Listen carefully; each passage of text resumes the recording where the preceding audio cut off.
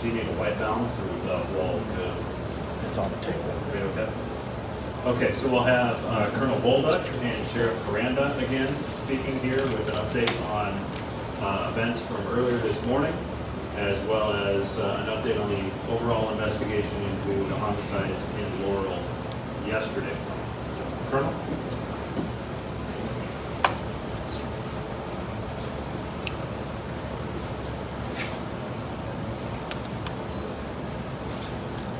Good morning. Thank you for coming today. My name is Colonel John Bolduc with the Nebraska State Patrol. Joining me today are Sheriff Larry Caranda from the Cedar County Sheriff's Office and Captain Dane Hicks, who's the troop commander and Troop B here in this area. We're here to announce an arrest and provide an update on the investigation into the homicides that occurred in Laurel yesterday. First of all, I want to acknowledge the indescribable grief that this community is experiencing right now. And that's going to be compounded by the betrayal of trust that they're going to feel because a community member here is alleged to have committed these crimes. Last night, NSP crime scene investigators obtained physical evidence at the two fire scenes that pointed to a suspect who lived right across the street from one of the fires. That suspect, Jason A. Jones, date of birth 2/28/1980, was taken into custody this morning shortly after 2:30 a.m. after investigators developed probable cause that this suspect committed these crimes. The NSP SWAT team arrived and performed an entry and search into the residence where he was located at 206 Elm Street. When he was arrested, it was discovered that he had serious burns over a large part of his body. Therefore, he was airlifted to a hospital in Lincoln. He's believed to be in serious condition.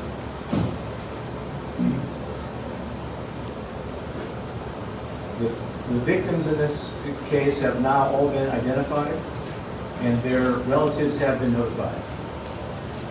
So first we have the Twyford family, Jean and Janet Twyford, who are 85 and 86, and Dana Twyford, who was born in 1967, all three adults who lived in the residence on the 500 block of Elm Street.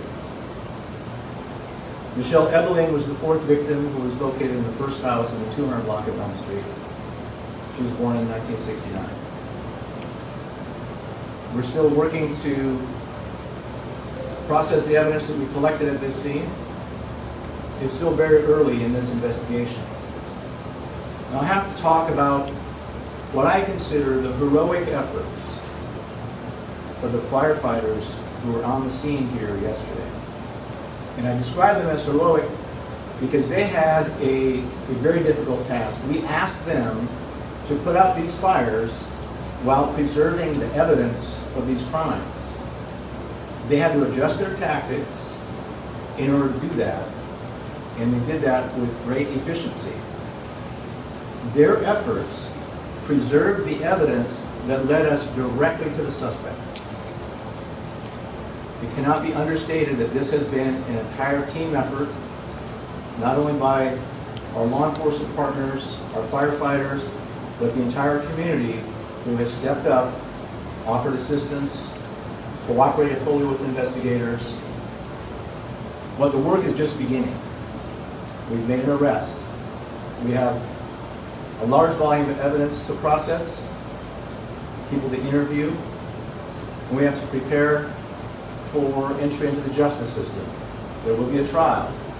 Therefore, a lot of the details we won't be able to discuss with you today. But we are pleased to announce that we don't believe at this time there's no more danger to the Laurel community or Northeast Nebraska as a result of this arrest. Again, we will try to answer the questions that you have, but we may be limited in what we can share at this very early point in this investigation. So I open it up to questions at this time. Sir. Do you guys have any idea what a motive might be? It would be premature to talk about motive. That'll certainly be something that we will discover during the investigation. What charges was he brought in on? So he was arrested on probable cause for homicide. He's not been booked yet because he's in the hospital. I was on scene this morning. I heard what sounded like maybe some gunshots, a couple explosions. Can you explain what your team was doing out there this morning? So thank you for the question. The question was about sounds that came from the scene of the arrest. In a high-risk arrest, it is common to use flash diversionary devices, flashbangs you might have heard them referred to. I wasn't there, but it's very common for us to use that as a distraction technique when we're trying to arrest a dangerous subject. And certainly, someone suspected of committing homicides is considered a very dangerous person. Sir. Tax records show that Mr. Jones owns the home directly adjacent to the first fire. Was he there the entire time from the time, I think you said it started around 3 a.m., the incident. Yesterday morning, was he there that entire time till today? That's a detail that I don't think we know the answer to yet, but we'll certainly find that out in our investigation. So. Kind of piggybacking off of that, there was a choice to walk down and then not walk down with the suspect being in town, it looks, for a certain amount of time. What was kind of the process on lifting that, because the community kind of has some rumblings of feeling unsafe? Sure, that's understandable. Of course, we're limited to the facts that we have at the time. Certainly with 60-plus law enforcement officers in town yesterday, we felt like the community was pretty safe. Can you talk about, you talked about there was evidence at the scene that pointed to this person. Any more details you can provide on that? No, at this time, we need to preserve that evidence for the justice system, and that'll come out eventually, but it would be premature to talk about specific evidence at this time. Sir. Were gunshots exchanged? Did the subject shoot at officers, and did you guys shoot at him? So the specific question is, was there gunshots exchanged? There were not. The suspect was taken into custody without any violence. Thankfully, no officers were injured during that arrest. Do you expect any other arrests in this case? We don't know at this time. It's premature. Again, we're very early on. Yeah. Yesterday you mentioned that you're looking for a silver sedan driven by a black label. Are you still looking for that same person or some person that you arrested today? We don't believe that's the same person, but we would like to talk to that person as a witness if we are able to identify them. But certainly, as the information has developed, that lead became less significant once we were able to get inside the residences and evaluate the evidence that was present. Did you have one other? Yeah, sorry. With the two separate scenes and the victims, have you guys been able to link them at all? Does this just seem completely random? Is there any connection? Well, again, that goes to motive and how this all went down, and certainly we're going to discover that through the investigative process. But again, evidence from both scenes led us to the suspect, and that's why he is in custody at this time. We spoke to a neighbor who thought he heard gunfire, so I just want to clarify. So no gunfire was exchanged by police and no gunfire exchanged by the suspect? That is correct. Are there any other suspects?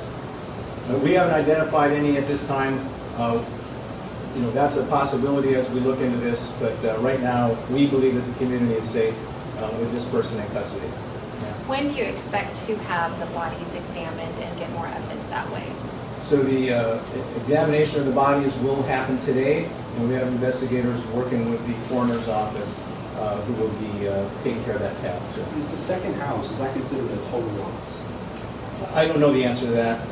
Perhaps the fire officials will be able to answer that in time. I don't know if they've fully been able to examine that. It's still an active crime scene. I know there's not much you can say possibly on this, but that second house, was the suspect there for a substantial amount of time holding them hostage, or does it seem like it was just in and out? Can you maybe go into detail on that a little bit? Those are details that we wouldn't be able to go into at this time. Again, it's very early in this investigation. We'll have one or two more, and then we'll. Yes, sir. There is a report that a man fitting the description in a silver sedan was detained on the Kansas-Nebraska border. Were you guys able to stop this individual, or is that perhaps just a rumor? Yeah, I'm not familiar with that particular piece of information. I'm sorry. we have one more? Okay. Sheriff, any last minute comments before we call it a wrap? I just want to thank not only the media for assisting us with the investigation, getting out there, getting a lot of phone calls we received because of your efforts, and then foremost the Laurel Fire and Rescue community. People bringing food. Good community. So. Thanks, Sheriff. Thank you all. I'll send